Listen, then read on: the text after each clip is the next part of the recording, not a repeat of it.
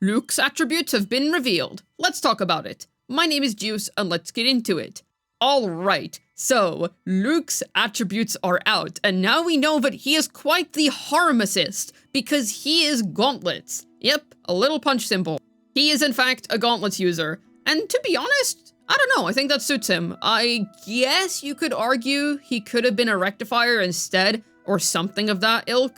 But I don't know, I actually think gauntlets doesn't even seem that far-fetched for the guy. Maybe it's because Shang Liao also has gauntlets, so I'm also kind of like, yeah, makes sense.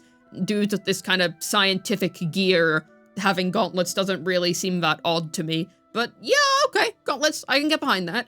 And Spectro. Okay, interesting. Now, in terms of gauntlets, I will say that I believe the standard gauntlets that we recently got are very good and definitively an upgrade over Abyss Surges. For one very simple reason, it provides crit rate, has the same amount of base attack, and it still provides some extra attack in its passive.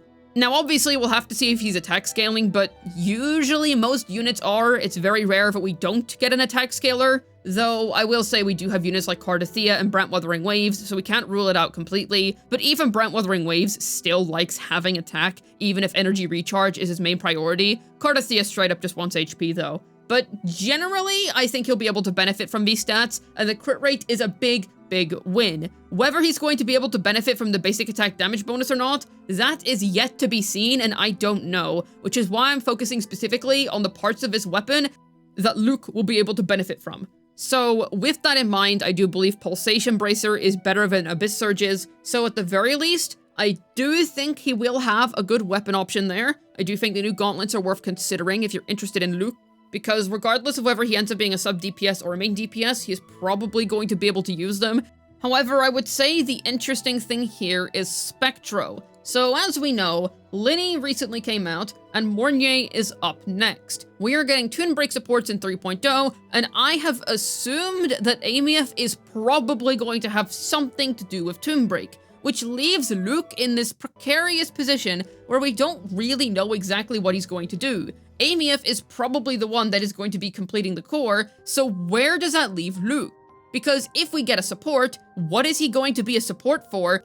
We're already going to have the complete Toon Break core, and Linny is quite a generalist, so it's not like he's going to be filling some niche that she isn't, because that lady kind of fulfills every niche ever except negative statuses. And to be frank, I don't think that Luke is going to have anything to do with negative statuses. Now, I can't rule that out completely, maybe he will. Like, that is a possibility, so sure, possibly, but he's Spectro. We already have the complete Spectro Frazzle team. I don't think that they're going to make a brand new Spectro Frazzle DPS when we already have Zani, and maybe they will, but I just kind of doubt it. And if he ends up being a sub DPS, once again, what is he going to be a sub DPS for? And if he's a third slot teammate, well, we're getting Mornier soon, so what would he do? Not to mention that there's already Chisa on the back burner, who is still waiting for a brand new negative status DPS to synergize with, so that she can get buffed. And okay, maybe in that case, Luke could have something to do with negative statuses, but I just kinda doubt it.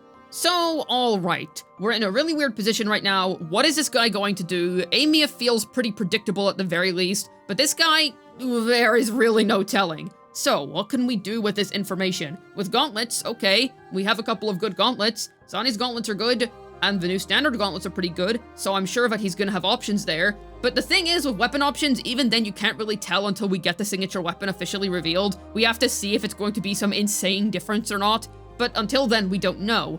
And in terms of his attribute, Spectro, we have so many Spectro characters already, and it's kind of hard to predict what is he gonna do. Aha, well that is where I will guide you to a particular in-game set. Because we now know that Amief is Fusion, we know that she is not going to be using the currently unused second Spectro set. Kuro Games added 2 Spectro sets in version 3.0, the set for Linny, and a set that is currently being used by nobody.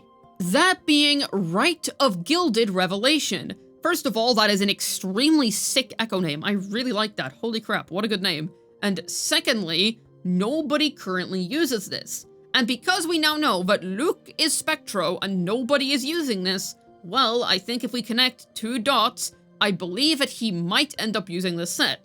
What does this set do, you may ask? Well, aside from giving plenty of Spectro damage bonus, it also does this. Dealing basic attack damage increases Spectro damage by 10% for 5 seconds, stacking up to 3 times. And with 3 stacks, casting Resonance Liberation grants 40% basic attack damage bonus.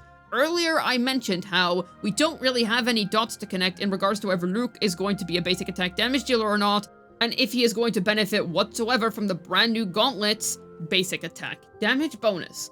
Well, if we pair that with the fact that this set seems to provide a lot of basic percent, I don't know, I do think that he might have something to do with basic attacks.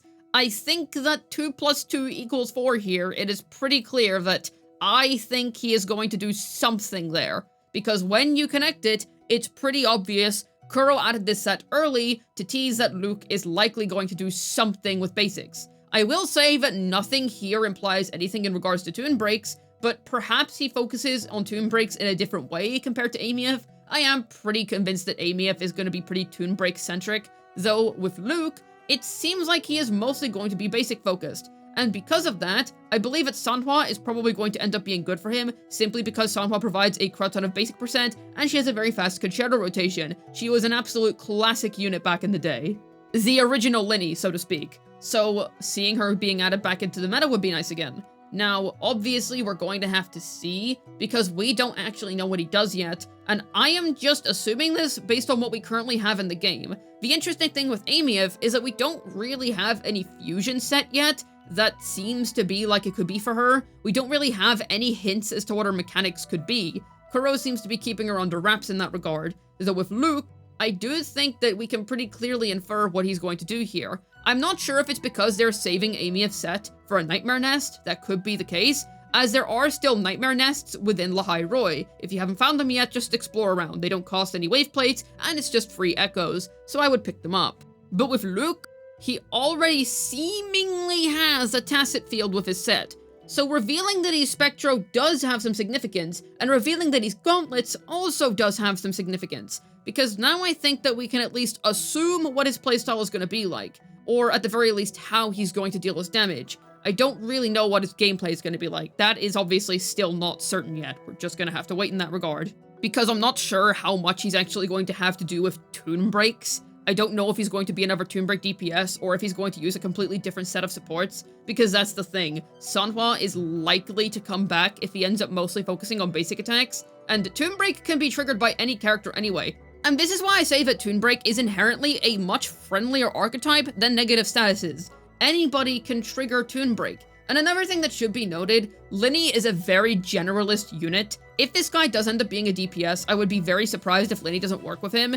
And seeing as they added a signature set here, he could very well be a DPS, though we're gonna have to see. It's not like Kuro Games hasn't added signature sets for supports before, they have done that. So he could be a second slot teammate, that is something that could happen here. But regardless, I do believe that he may end up benefiting from Warnier if he does have any sort of Toon Break mechanics. Whether he's going to fully utilize Linny is yet to be seen. Possibly. I don't want to rule anything out, because ultimately this is still just a picture with 2 attribute icons. That doesn't really tell us anything beyond what we can guess. And at least based on what we currently have in-game, I do still think there are some things that we can guess here. The other Spectro set is obviously being used by Linny, so I think it is pretty clear that the other set is probably going to be for Luuk. Now this does excite me, because it's nice that we have little teasers like this. I personally do like when Kuro Games does drop little hints here and there as to what the character is going to do. Now with Amief, even though we didn't get any hints, come on, it's really obvious. I think it's super obvious that the focus of the Lahai Roi region, coming out after they prioritize releasing 2 Toon Break supports, is probably going to do something with Toon Break. I would be shocked if she didn't. Whoop-de-doo, maybe she's a negative status unit, who knows? So okay, fair enough that we didn't get any hints for Amief, and she's a pretty mysterious character in general, so fine. But it's nice that at least with Luuk, we can discern a few things. And I will mention negative statuses again. I know I kind of brushed it off, but that's because I'm really used to the structure where we get an applicant, and then we get a DPS, and it's very rarely the other way around. We always get an applicant before we get a DPS. And I guess it would be strange if they decided to focus on negative statuses again. I just feel like it's too soon. It has been a while since we got a negative status DPS, to be fair. But we got Chisa not too long ago, and that was a Cardathea upscale, so I don't know. Though I will say, maybe they just use Chisa's versatility to break the current status quo with negative statuses. Maybe Luuk does have something to do with negative status, thus giving Chisa a brand new use case. Chisa is still waiting for a brand new upscale. She's probably not going to be stuck as a Cardathea upscale forever. So we'll just have to wait and see in that regard. I personally don't think so, though I am generally quite biased against negative status. I can't really rule it out for either of these characters. But in any case, I will say Luuk is interesting, and I am very, very curious if this set ends up getting a user sooner or later. Hopefully this video is able to feed you some food for thought in regards to Luuk's attributes. This has been Juice, signing out, and man, he looks so good, I just cannot stop looking at him. Ha ha ha ha.